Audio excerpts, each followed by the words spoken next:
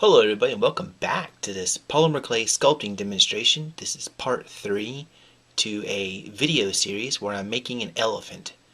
In this video I'm going to be covering this with just a couple sheets of clay to get it started, and I'm going to show you how I do it in time lapse. This is the clay I'm going to be using for this project.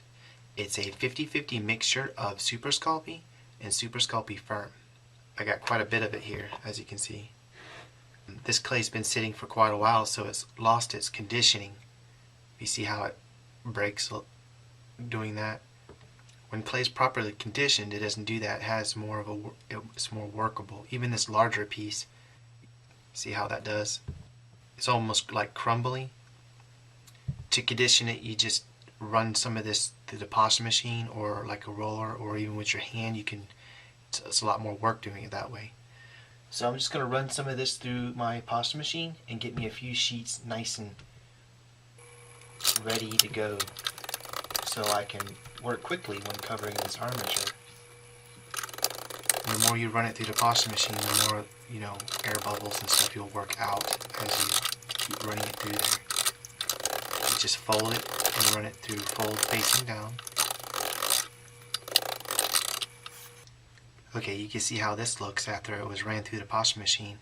How it's silky, smooth looking, and see how it doesn't tear as easy. But this is how the clay is supposed to look and behave, as opposed to that crumbly consistency there. Okay, I rolled me out quite a few sheets. They're all cleaned up and ready to go.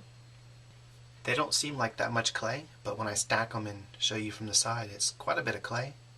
This is what I'm going to be using though. I'd say this is close to a pound. Not quite sure, I still have no way of weighing this stuff. Okay, now for the awesome time-lapse section.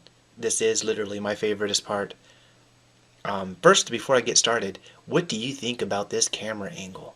I bought a new, it's like a camera mount for a security camera. It's a multi-directional, multi-joint steel arm that can be adjusted, and it's like literally almost where my face is. Yeah, it can't get any better than this, I don't think. I'm really psyched about this camera angle. I want to know what you guys think about it too.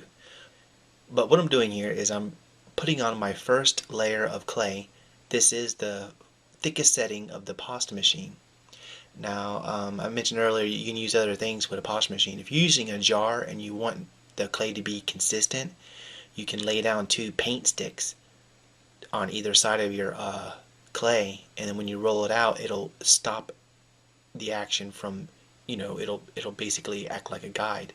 If you need it a little thicker, you could probably tape 2 paint sticks together on each side. So here we are. It's got the first layer on. I'm trying to stay off the legs because I'm going to do that in the next video. Now I'm adding a second sheet of clay. I'm trying to stagger those joints too where these are overlapping.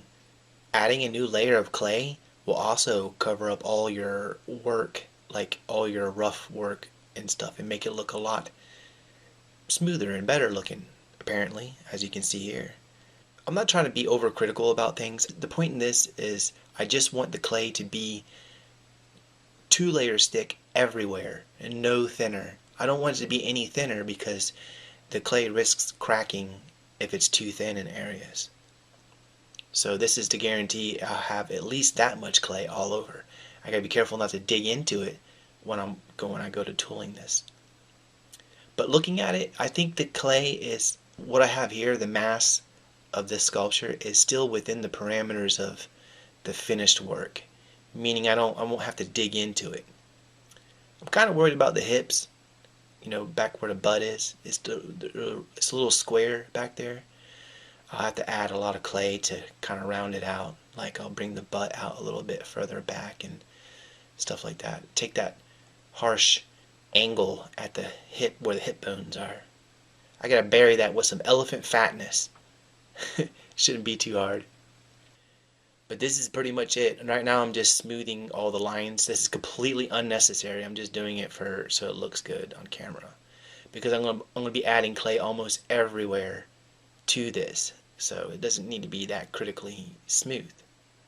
But guys, this is pretty much it for this video. I know it's super simple, but it is a necessary part. This is the foundation to what I will be sculpting on later on in the next video. I'll try to build the legs out a little bit more too, probably in the next video, depending on how things go. I might need to, just to get the proportions and stuff, so I can visualize the proportions. But looking forward to that. I really appreciate you guys for taking the time to watch this video. It means a lot to me. Please like this video and do whatever else you can to it. It helps me so much, and it means everything. In the meantime, please let me know what you think about this so far as a project in the comments below. And until next time, thank you so much for watching. I will see you here again soon.